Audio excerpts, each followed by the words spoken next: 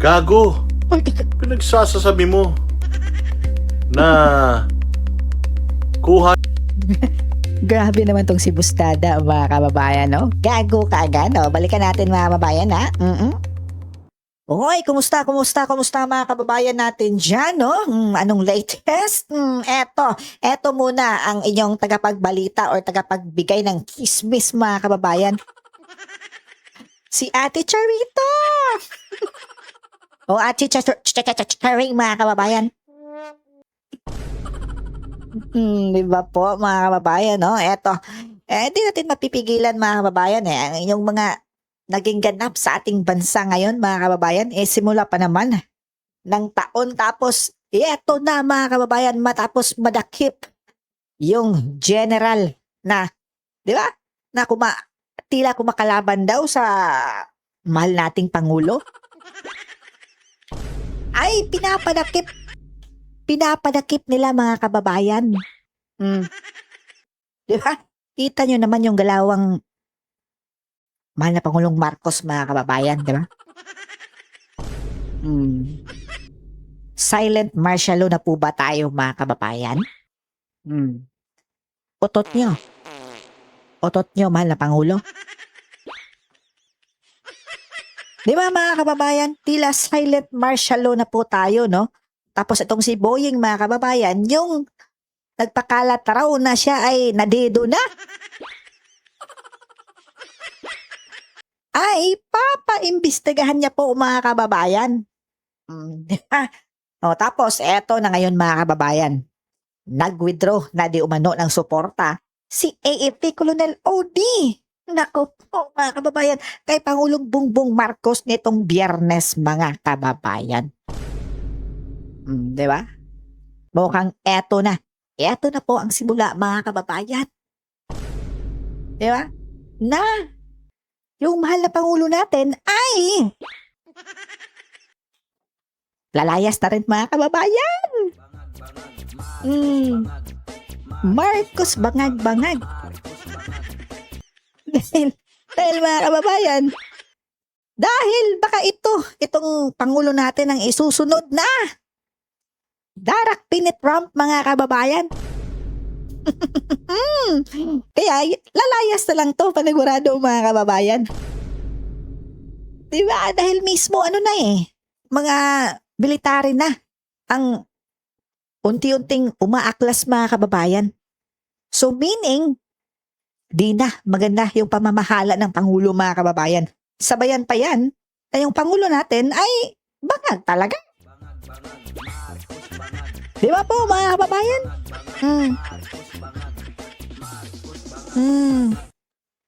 Di ba? Nako po. So eto, pakinggan natin ang kabuang balitang yan, mga kababayan. At kayo na po ang humusga.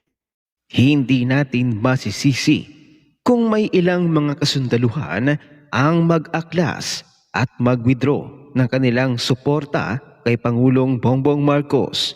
Kaya na lamang ng isang senior officer ng Armed Forces of the Philippines na si Colonel Odi Mongao tumindig ngayon gaya ng ginawa ni Retired General Romeo Poquiz. Assalamualaikum warahmatullahi ta'ala wa barakatuh.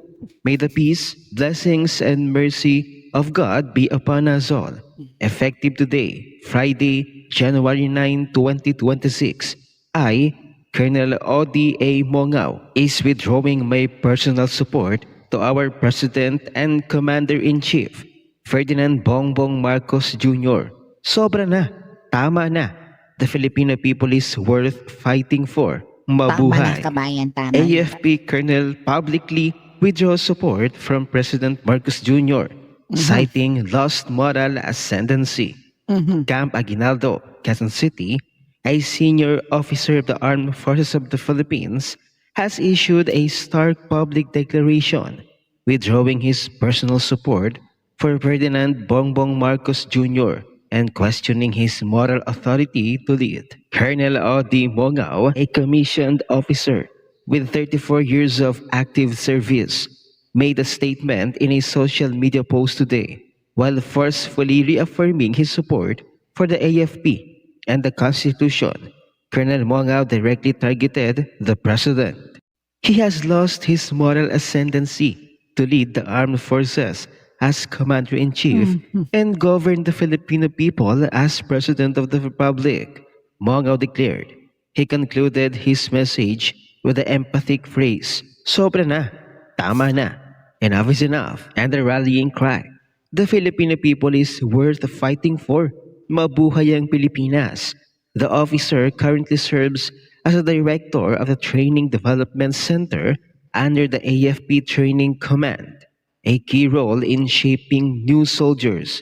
In this capacity, he recently presided over the opening and oath-taking for new candidate soldier classes. His previous command includes leadership of the Training Support Group and the 15th Infantry Battalion.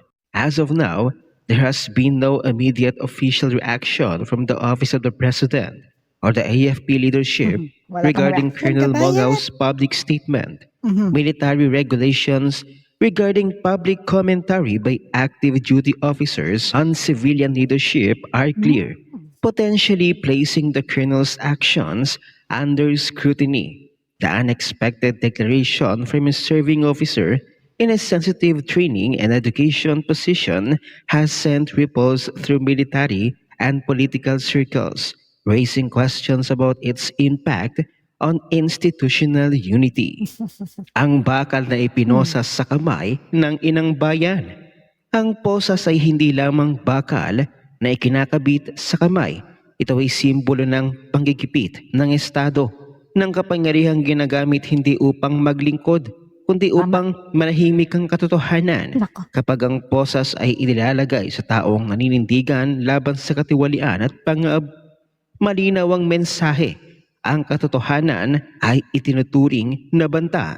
Si General Romeo Poquiz ay hindi pa isang individual.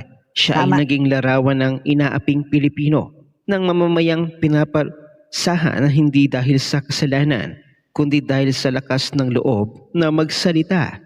Sa kanyang pagdikip, hindi lamang siya ang ginapos ang tinig ng bayan, ang dangal ng sambayanan at ang soberanya ng Pilipinas. Ang ganitong uri ng kapangyarihan ay hindi hustisya. Ito ay pananakot, hindi Tama. ito batas. Tama, Ito ay kabayan. ng batas at sa bawat pagkakataong hinahayaang yurakan ng dangal ng isang taong naninindigan sa tama, unti-unti ding niyuyurakan ang dangal ng buong bansa. Ang Pilipinas ay hindi dapat maging bayan ng takot, kundi bayan ng tapang. Ngunit sa mga sandaling ito, tila ang tapang ay pinaparusahan at ang katahimikan ang ginagantimpalaan. Ito ang tunay na trahedya, hindi lamang ng isang tao, kundi ng isang bansa na patuloy na sinusubok ang konsensya. Ngunit dapat tandaan, maaaring igapos ang kamay, ngunit hindi kailanman magagapos ang katotohanan. At darating ang araw na ang posas ay magiging paalala, hindi ng kahinaan ng bayan, kundi ng kanyang pagising. Kaya't lumalala din ang kanilang pagkadesperado na matanggal sa pwesto si Vice President Sara. Dahil kapag 2028 na ay dumating, siguradong lahat ng katotohanan ay lalabas kapag si Vice President Sara na ang naupong Pangulo. Panoorin natin ang buong. Tama mga kababayan, no? Talagang natatakot na sila mga kababayan. Kaya itong mga ex-military na tila ba'y kumakalaban sa kanila ay naku po mga kababayan, pinapadakip na. Naku po, at samantalang ito, former, may ano pa to mga kababayan ha, may ranggo pa to sa pamalaan. Tapos, sinasabi na niya na mag-withdraw na siya mga kababayan sa pamalaang Marcos tungkol sa kanyang suporta sa kanila. Di ba po mga kababayan? Ako, ano na naman kaya ang masasabi dito ni Auntie Claire, mga kababayan, no? Dahil, di ba, wala pang reaksyon ang Malacanang dito po, mga kababayan. Kasi kanina lang to eh. Di ba? Tapos bukas Sabado, tingnan natin kung magre-react ba yung palasyo, mga kababayan. O baka Monday na. Or baka sa vlog ni Auntie Claire, mga kababayan.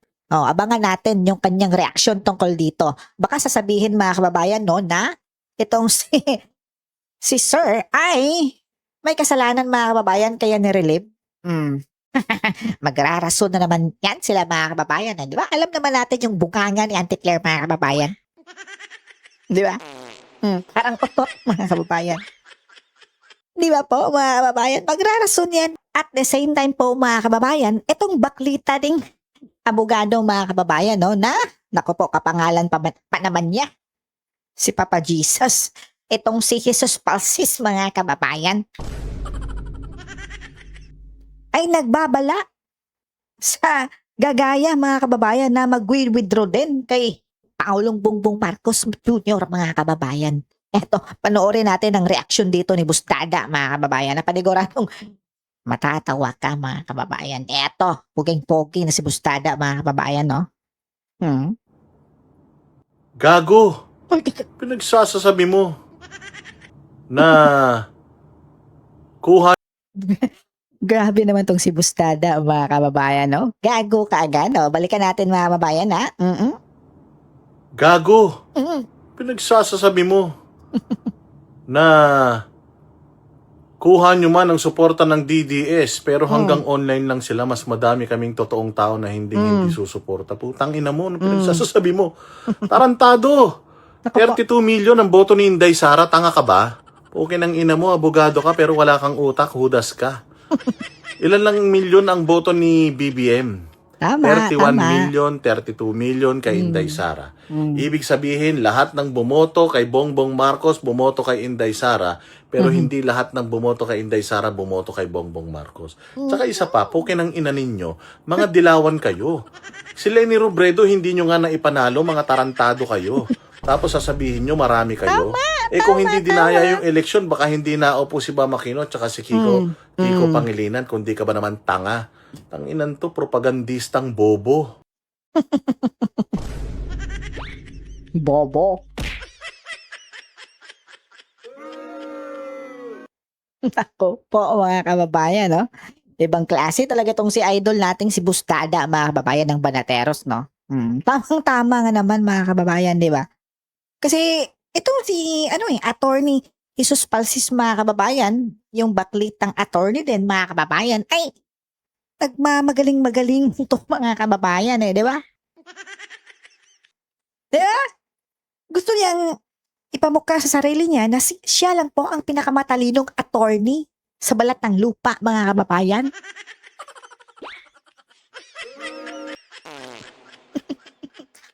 Di ba po mga kababayan? Naku po. At mga kababayan talagang ito na atang simula mga kababayan, no? Di ba? Kasi natatrigger na talaga sila kay BP Inday mga kababayan. Kasi alam niyo naman, di ba? 25 na mga kababayan. 26, di ba? 27 and 28. Naku po mga kababayan. Talagang nalalapit na po ang pag-upo ni BP Inday mga kababayan. Kaya lahat na lang gagawin nila, mga kababayan. Di ba? Kita nyo naman, si Antonia Trillanes, mga kababayan. Di ba? Putak na ngayon, mga kababayan. Anya, pag di raw na-impeach si BP Sara ngayong taon, ay naku po, mga kababayan, wala na raw po silang pag-asa, mga kababayan. Which is tama naman po yung sinabi ni Asong Trillalinga, mga kababayan. Pag di talaga na-impeach na si BP Sara ngayong taon, nako po, walay na mga kababayan. 2027 na next year, di ba? At 2028 na, ayun, uupo na talaga si BP Sara mga kababayan. Di ba po? Kayang itong palasyo mga kababayan ay sobrang na to mga kababayan. Yung kanilang buntot ay bumabahag na mga kababayan. Kaya lahat na lang gagawin nila talaga. Di ba? Expect the unexpected talaga mga kababayan ngayong taon. Di ba?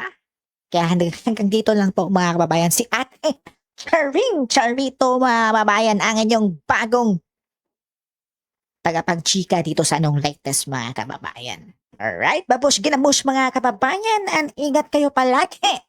And God bless you. Mwah mwah.